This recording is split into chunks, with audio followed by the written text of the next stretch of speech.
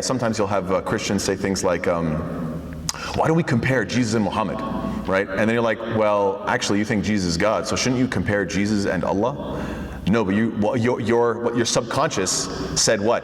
Compare Jesus and Muhammad, right?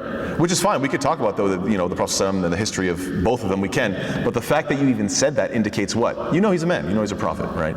So sometimes they'll do things like that, and then you could just say, like, do you realize where your brain went?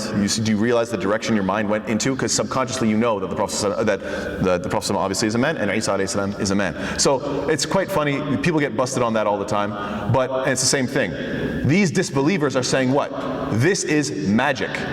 Okay, well, what would I have to do right now for you guys to say that this man is a true magician? Not just like a hand, sleight of hand with cards or something, not something small. I mean, like, truly this man has powers that are from out of this world, that are beyond this realm.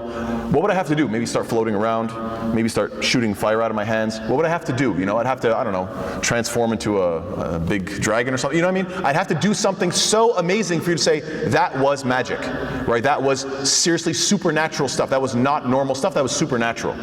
So they're saying this Quran is supernatural. It's like, well, thank you for the recognition. The only problem is you're trying to say it's supernatural, attributing it to evil forces, jinn and shaitan and so on and so forth. But the fact of the matter is, it is supernatural, but it's from God.